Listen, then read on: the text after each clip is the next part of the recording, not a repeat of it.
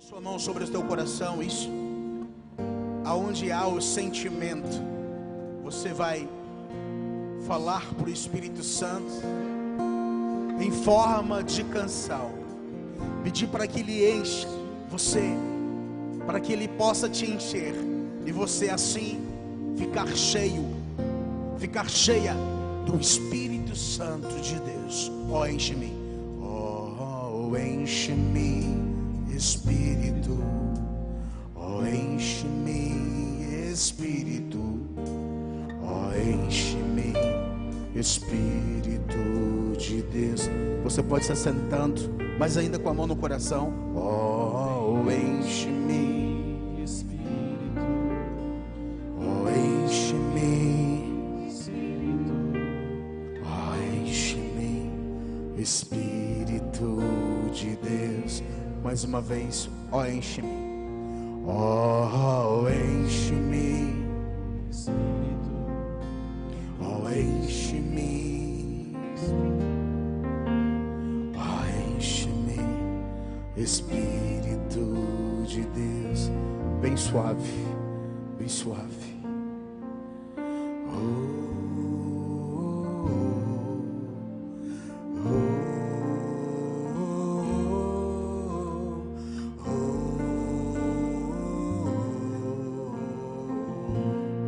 Sinta a presença do Espírito Santo. Canta isso.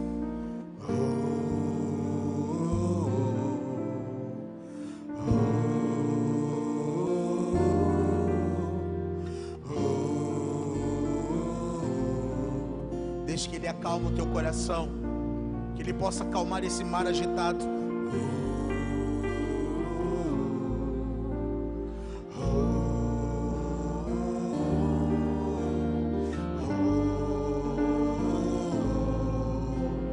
Mais uma vez, solta a tua voz.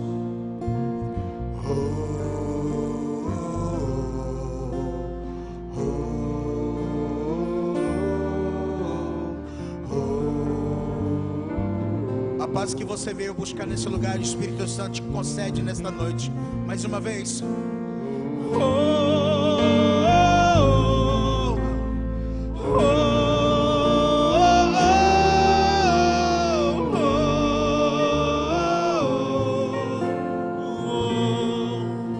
Canta a igreja.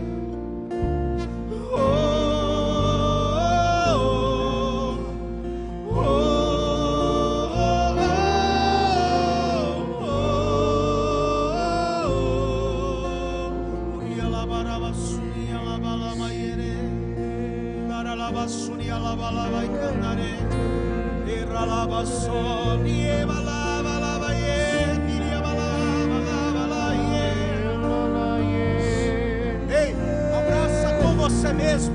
Abraça com você mesmo. O Espírito Santo de Deus te abraça neste momento. O Espírito Santo de Deus te acolhe neste momento. É o Espírito Santo de Deus que vem acalmar o nosso coração. Isso, abraça com você e sinta o abraço dele.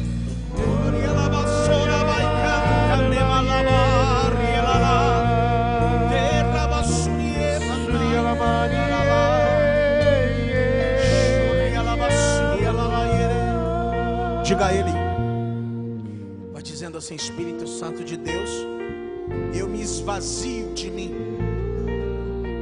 Isso, diga a Ele: Espírito Santo, eu me esvazio de mim. A minha casa está de portas abertas, Espírito Santo. Tudo aquilo que está desorganizado, tudo aquilo que está fora do lugar, Espírito Santo, eu agora te dou livre acesso. Dê livre acesso a Ele. Feche teus olhos. É o momento com o Espírito Santo. Talvez você não terá outra oportunidade como essa com o Espírito Santo de Deus. Diga: Espírito Santo, eu me esvazio de mim e eu te recebo. Adentra o meu coração, adentra esta casa, faz morada. Espírito Santo de Deus, sopra com o teu sopro de vida. Espírito Santo, vem preencher todos os espaços vazios. Enche-me. Oh, enche-me, Espírito, oh, enche-me, oh, enche-me, Espírito de Deus. Mais uma vez. Oh, enche-me, Espírito, oh, enche-me, Espírito, oh, enche-me, Espírito de Deus. Oh, enche-me, Espírito. Canta mais uma vez. Oh, enche-me, Espírito, oh, enche-me, Espírito, oh, enche-me, Espírito de Deus. Essa paz do Espírito Santo que paira no nosso meio, é isso que nós viemos buscar nessa noite. O consolo do Paráclito, que é o Consolador, a força do alto, que é o Espírito Santo. E nos momentos de aflições, de angústia, de temor, de momentos onde o mar está revolto, onde as coisas não estão acontecendo do jeito que precisam acontecer, nós temos que clamar a ação do Espírito Santo, para que em nós, esse agitamento, toda essa agitação possa cessar. E a partir do momento que se cessa, começa aí o senhorio de Jesus. Aí começa a força do alto, aí começa o mover do Senhor, aí começa a glória dele acontecer dentro desta casa, que é o templo do Espírito Santo. Nós precisamos entender isto. Ontem eu estava na comunidade Naiote e eu pregava sobre o Espírito Santo de Deus, essa força, esse auxílio, e nós precisamos buscar esse auxílio. Eu quero deixar para vocês aqui algo de experiência própria. Eu, como missionário católico, o Rodrigo, como missionário que está ali fora, que toma de conta da agenda, que organiza, que está à frente, nós como missionários que evangelizamos, vocês que estão aqui, os líderes, os coordenadores, este grupo, os ministros de música, somos atacados a todo momento, em toda circunstância. Se vocês são atacados, nós somos mais atacados ainda. É uma guerra espiritual, eu dizia ontem, é uma guerra espiritual que nós travamos. Efésios 6 está dizendo claramente sobre isso, que a nossa luta não é contra homens de carne e osso, mas é contra todas as autoridades e potestades do mundo sombrio, tenebroso, das trevas, o maligno. E nessa hora é onde que nós temos que pedir o auxílio do Espírito Santo. E esse exercício que eu sempre faço no início de todos os eventos que eu vou, para ver e mostrar que nós precisamos desse auxílio. Eu não sei o que tem acontecido na sua vida, na sua casa, não sei como está a sua vida, eu não sei como anda as suas coisas, mas em dados momentos e circunstâncias, aonde eu tentei agir com minha própria força, eu me dei mal. E a partir do momento que eu comecei a acalmar e pedir a força e o auxílio do alto do Espírito Santo, eu tive o discernimento de fazer as coisas que Deus quer que eu faça. Gostaria de começar dizendo para vocês uma passagem em Filipenses 2, 9 e 11. Se você está com a palavra, pegue-a. Em Filipenses vai dizer justamente do senhorio de Jesus, da força que é o nosso Deus.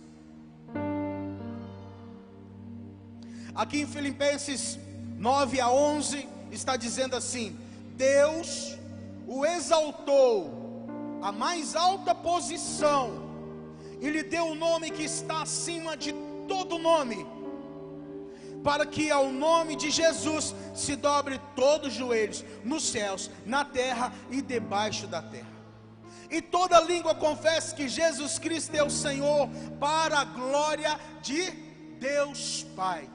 Repita isso comigo: que Jesus Cristo é o Senhor, para a glória de Deus Pai. Palavra do Senhor, graças a Deus. É uma palavra poderosa em Filipenses, onde mostra o senhorio de Jesus. E aqui já está dizendo assim: Jesus veio do céu à terra, nasceu em Belém. E o que quer dizer isso? Olha só, é tão interessante a palavra de Deus, porque lá em João 1,14 está dizendo: o verbo se fez carne e habitou entre os homens. o próprio Deus se fez carne e habitou entre os homens. Nós precisamos entender para que possamos então fazer aquilo que é a vontade de Deus, reconhecer o senhorio do nosso Deus. Como você pode gostar de algo se você não conhece? Não é verdade? Quem aqui já experimentou piqui? Levanta a mão. Agora, quem não experimentou, levanta a mão. Você gosta de piqui? Você que não experimentou? Você não sabe o gosto. Então você não pode dizer que não gosta. Então é preciso conhecer. E Deus é assim. O Senhor, para que nós entendamos que Ele é o Senhor, que Ele tem todo o poder, nós precisamos de conhecê-lo. Porque a palavra de Deus diz: conhecereis a verdade, e a verdade vos libertará. A partir do momento que eu me aproximo de Deus, que eu conheço a força que é, eu começo a ser livre de tantas mazelas, de tantas podridões que há no meu coração, de tanta porcaria, imperfeições. E aí eu começo um processo de santidade, porque aí eu começo a conhecer verdadeiramente o senhorio de Jesus. E está dizendo isso, que fala que Ele viveu uma vida perfeita. Jesus, Ele viveu uma vida perfeita. O que é para você uma vida perfeita? Uma vida perfeita é uma vida cheia de bens, de riquezas, coisas materiais? Para você é isso? Para Jesus não era isso. Uma vida perfeita é uma vida familiar, com amigos. É uma vida pública, uma vida religiosa e uma vida familiar. E eu acredito que a maioria ou todos aqui vivem dessa forma. Uma vida em busca da perfeição, como a vida do Senhor era perfeita. A vida do Senhor era perfeita, um exemplo. A Sagrada Família é um exemplo. Onde que está a imagem da Sagrada Família? Aqui muda, né, as coisas. Opa, está aqui. Um exemplo. Obrigado, irmão. Um exemplo. Então Jesus mostrou como ser uma família. Jesus mostrou como se posicionar no meio público e também no meio religioso. Então Ele teve uma vida perfeita. E às vezes nós achamos que ter uma vida perfeita é conquistar coisas. Aquilo que tem pregado muitos coaches por aí. Não sou contra, não estou dizendo isso. Estou dizendo assim, aquela coisa da prosperidade a fundo, e esquece um pouco daquilo que é o Evangelho, aquilo que é a palavra de Deus. Aquilo que Deus tem falado, a palavra tem nos mostrado. E os lugares que eu passo, eu digo para vocês, gente, não precisa procurar em outro lugar, porque além de ser um livro religioso, a Bíblia é um manual de vida. Quando eu comecei a degustar, que eu comecei a experimentar, que eu comecei a buscar, eu conheci a palavra, eu conheci o senhorio de Jesus, mas também eu conheci a forma de viver. Não tem uma música do Padre Zezinho que fala: amar como Jesus amou, não é? Viver como Jesus viveu, e ao chegar ao fim do dia, sei que eu dormiria muito mais feliz. Viver como Ele viveu, uma vida perfeita. Ele se fez carne, o Verbo se fez carne e habitou entre os homens, e teve uma vida perfeita. E fala que e morreu numa cruz, que foi uma morte de sacrifício. E sempre eu me perguntava: peraí, quer dizer que você está falando para mim que Jesus morreu por mim? Mas eu nem pequei, eu nem errei. Por que Ele morreu por mim? Eu nem vivi naquela época, eu nem estava lá, e eu vou pagar por coisa que eu não devo. Agora que entra uma questão muito importante para que a gente conheça o senhorio e a salvação do nosso Deus, a salvação de Jesus. Eu nunca tinha me atentado para isso. Depois que eu comecei a buscar a palavra, eu fui compreender o porquê que o Senhor se entregou no madeiro. Por que que Ele jorrou o sangue? E quando não tinha mais sangue, a palavra diz que jorrou água do teu corpo até a última gota. Eu falei, eu tenho que entender. por que que o Senhor fez isso? Porque eu não estava naquela época, eu não vivi naquela época. Então por que que foi por mim? Não, ele morreu por aqueles daquela época. E entra esta questão: quando Satanás, com suas artimanhas, conseguiu enganar Eva e por sua vez Adão, o que que aconteceu?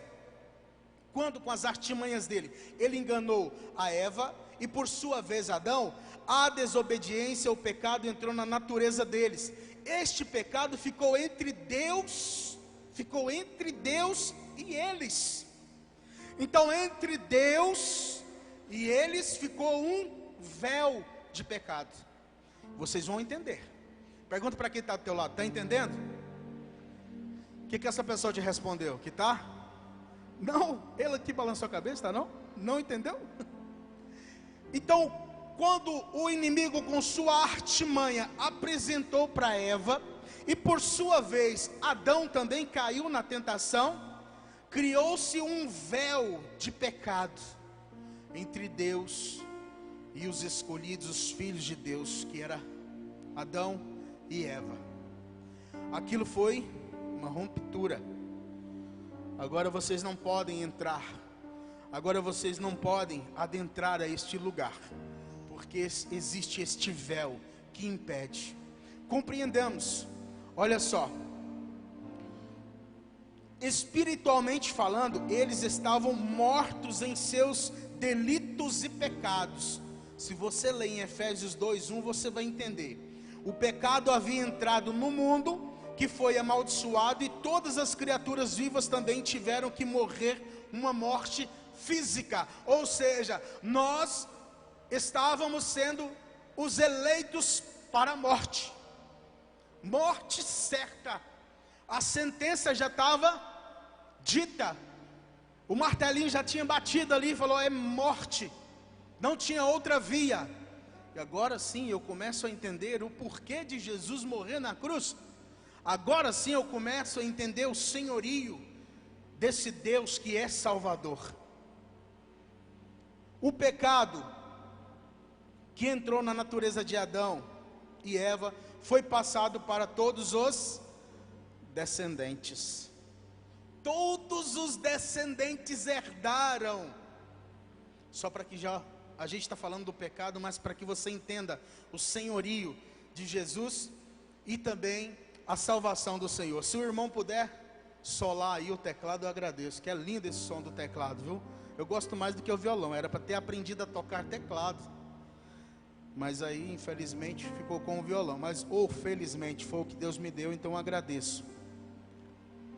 Esse pecado na carne não é culpa pelos pecados cometidos, mas uma forte inclinação para fazer nossa própria vontade, em vez da vontade de Deus. Vocês estão entendendo? Que o pecado que foi herdado não é pelo erro.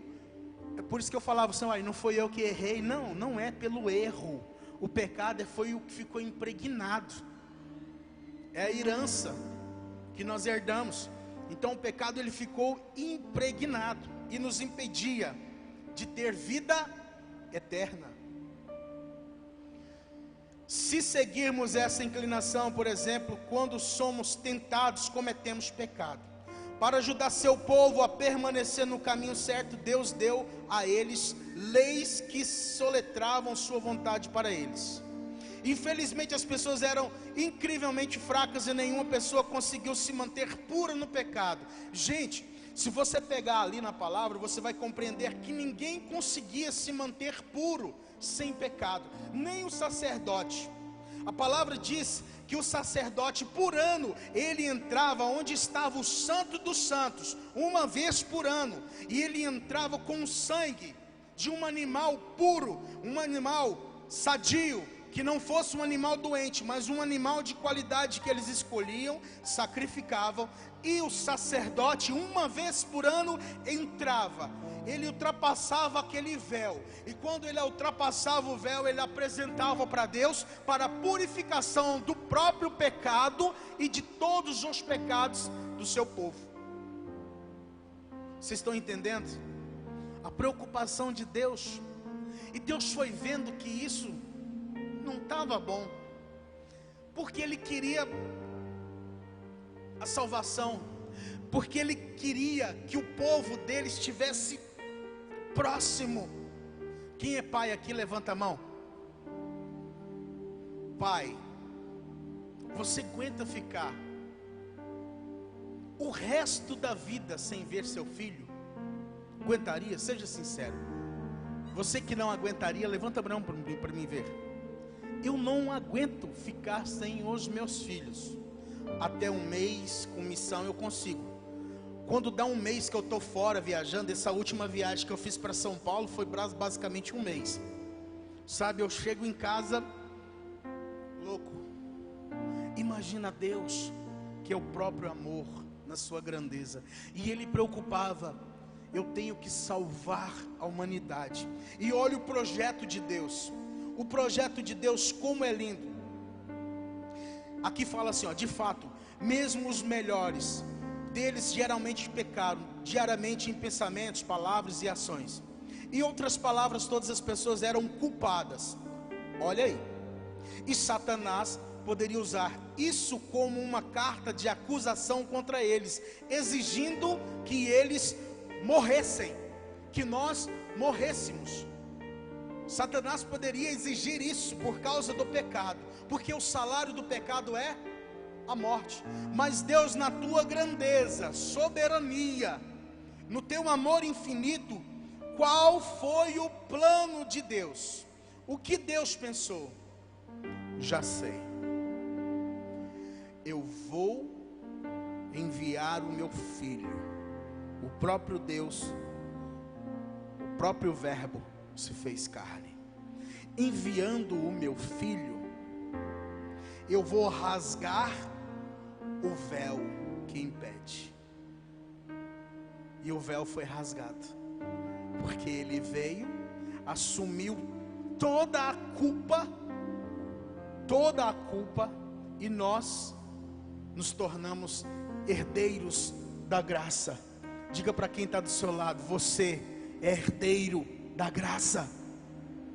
Você é um agraciado por Deus.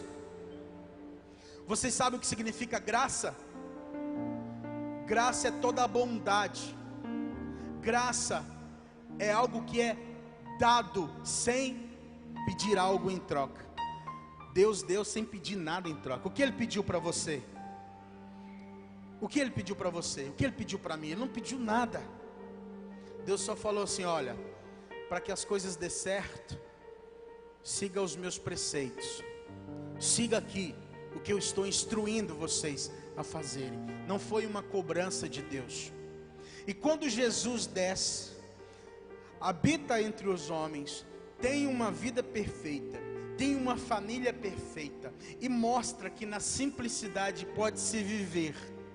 Tem uma vida ali, uma vida religiosa, digamos assim, perfeita, seguindo os preceitos, os mandamentos.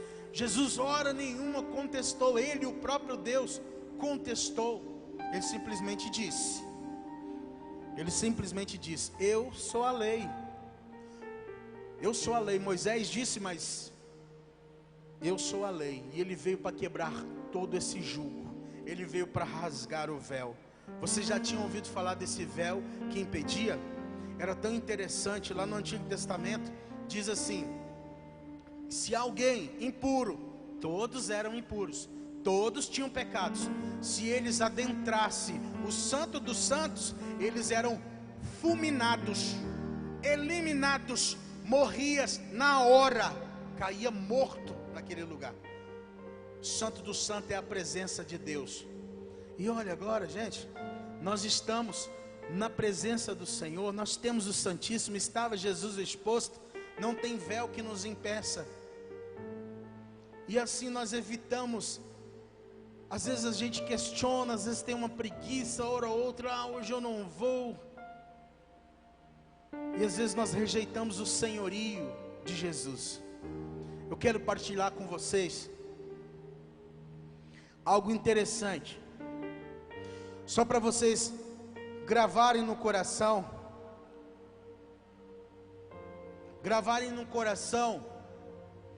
o que eu vou falar. Eu, algum tempo, eu vivi no meio secular, com a música secular.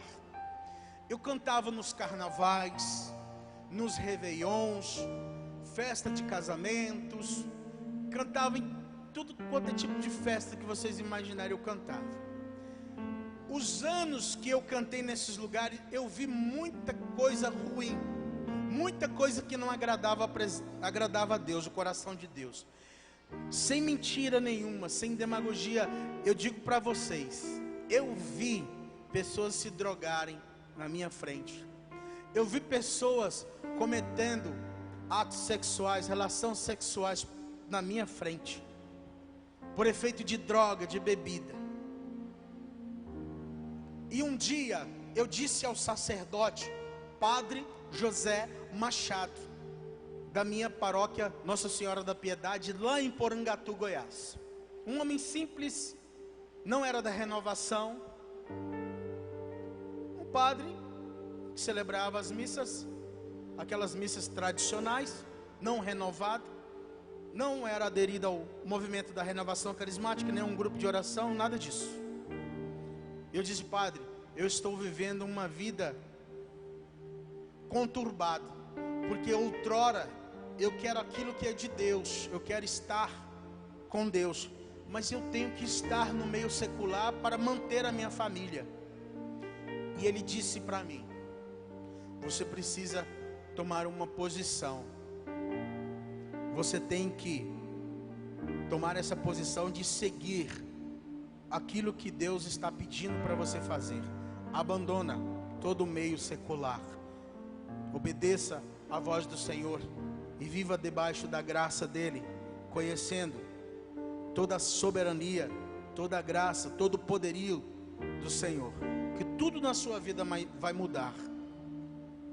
E eu questionei, se eu deixar vai faltar, se faltar vai complicar, se complicar as contas vai chegar. E eu dei um passo na fé. Eu confiei no senhorio de Jesus e esperei a salvação dele.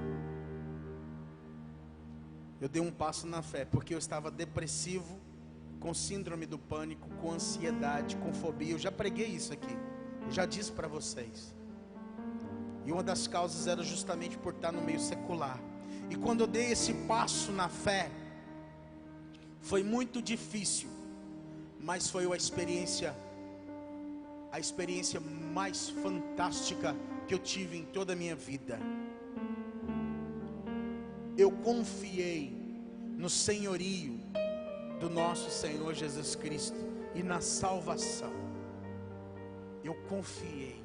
Eu disse, Senhor, tudo é teu, nada é meu. O que o Senhor me der será aquilo que me der, não questionarei. Eu tinha uma empresa de instrumento musical, eu vendia a empresa e fui viver só para Deus. Fácil? Não foi fácil, não é fácil. Mas se vocês me perguntarem qual é o meu sentimento hoje, sou 1000 vezes mais feliz do que eu era antes. Sem depressão, sem ansiedade, sem síndrome, sem fobia, sem dinheiro, sem dinheiro também. Deus tem me dado a quantia certa, Deus tem me honrado. Nós vamos para os eventos, montamos a nossa banquinha ali, as pessoas passam, compram, e Deus está nos dando. Eu estou vivendo uma vida perfeita, a vida que Jesus viveu, sem muita coisa. Stan Lee dizia, grandes poderes, Parker, enormes, grandes responsabilidades. Quem assistiu Homem-Aranha sabe disso. Grandes poderes exigem grandes responsabilidades. Então eu não quero muita coisa, eu quero aquilo que é de Deus, e confio na misericórdia dele. Ele tem me honrado, ele tem me dado, e ele tem provido na minha vida. E eu digo para você que esse é o senhorio de Jesus, e a salvação vem dele, Não existe outra via. A salvação vem do Senhor. Mais um testemunho para que a gente possa fechar e orar. Quanto tempo a gente tem? 10 minutos. Meu Deus. Mas como é que faz? As orações levam mais 1 hora. Aí fica para outra etapa, quando voltar aqui. A resumir, a minha sobrinha tem uma filhinha. O nome dela é Maria Eduarda. A Maria Eduarda, o que aconteceu? Maria Eduarda um dia deu um problema com ela, uma enfermidade. Estava sem comer. E aí foi passando os dias, a mãe foi preocupando, que ela foi emagrecendo, foi ficando amarelinha, sabe? E foi dando sintomas de enfermidade. Eu anotei aqui qual que eram os sintomas dela. Gente, foram tantas coisinhas que aconteceu, eu não estou conseguindo achar aqui qual que eram os sintomas. Mas um dos sintomas que eu lembro que a Maria Eduarda teve foi, deu anemia, infecção grave, pneumonia e derrame no pulmão. Quem é médico aí? Levanta a mão, quem é médico? Enfermeiro da saúde, sabe muito bem do que eu estou falando. E não deram muitas chances para Maria Eduarda, muitas esperanças para ela. Maria Eduarda mora lá em Porangatu com a mãe e o pai. Só que a mãe e o pai, eles estão debaixo da graça do Senhor. Eles servem na comunidade Santa Clara, lá em Porangatu. Eles estão crendo no senhorio de Jesus e na salvação de Jesus. Todos os domingos eles estão lá servindo na leitura. O esposo lê, ela lê, ele ajuda, ela é coordenadora. E eles estão, e os filhos estão. Nesse tempo de pandemia não, mas Maria Eduarda estava constantemente lá nos corredores. Aprendeu a rezar, aprendeu a orar, como filhos de muitos aqui. E a Maria Eduarda foi diagnosticada com esses problemas aqui. Correram com ela, enviaram para aqui, para Goiânia. E nesse processo, a situação dela cada vez mais piorava. Ao invés de melhorar, piorava. Cada notícia que chegava para nós, que estávamos lá, era de piora e não melhora. E os pais desesperados foram lá na minha casa, que eu ainda morava lá. Foi na minha casa e eu sentei com o pai e falei: cara, o que a gente pode fazer nesse momento é orar. Orar é confiar no senhorio e na salvação. Não tem o que fazer, porque até aqui você fez com suas forças, que foi pegar, encaminhar, enviar e tá lá. Mas agora não é com você mais. E nós achamos que nós podemos fazer muito. Nós não podemos fazer, é Deus que faz. E saiu uma leitura muito linda, e Deus tocou no coração de que Deus iria restituir, restabelecer, restaurar fisicamente, que aquela criança que outrora estava desfalecida, que estava à beira da morte, que os médicos foi bem claro no diagnóstico, que estava à beira da morte, Deus já falava ao contrário. E eu dizia: cara, Deus é muito perfeito, porque a medicina está falando que não tem jeito, e Ele está falando que vai melhorar. Eu falei: você confia? Ele: confio. Eu falei: então toma posse, porque Deus não erra, e Deus não volta atrás na palavra dEle. No outro dia, um quadro pior. Eu falei: agora, misericórdia. E ele veio desesperado. Eu falei: o que a palavra falou? Cura.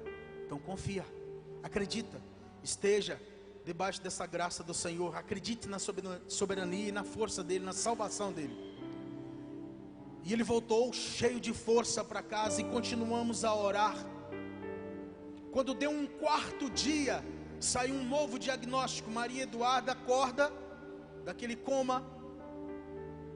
Quinto dia, Maria Eduarda abre os olhos e começa a pedir comida. Sexto dia, Maria Eduarda está sentada na cama. Sétimo dia, a mãe está doida, correndo atrás da Maria Eduarda com um soro, porque ela não quer, está correndo pelos corredores. Sétimo dia, Maria Eduarda ganha alta e volta para casa. Aplauda o nosso Deus, que é soberano.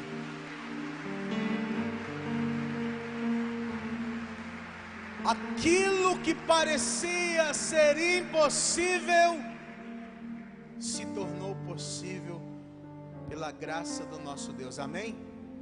Vamos ficar de pé? Ainda temos uns minutinhos para orar. Eu quero que você apresente. Eu queria que o ministério cantasse qualquer canção de cura, de libertação. Fica à vontade. Se for restaura-me, eu vou agradecer. Mas se for outra, pode ser também. Eu não vou tocar nada. Eu só quero orar. Apresenta para o Senhor agora. Essa é a oportunidade. É o Deus soberano. É o Senhor de toda soberania, que é Salvador. Ele que vem nos redimir. Ele que mostrou, que comprou e pagou um preço alto pela nossa liberdade e vida. Deus te deu vida. Fala para você mesmo, bata no peito e fala assim, ó: Deus me deu vida, e vida em abundância, e eu devo viver essa vida que é uma dádiva de Deus. Amém? Erga tuas mãos no mais alto. Isso. Dá um sim, irmão. Pode ser um. Vocês já escolheram? Escolheu? Dá um sim. Isso. Eu sei que queres, Senhor. Senhor, eu sei que podes. Eu sei que podes. Ó Deus, ó Deus.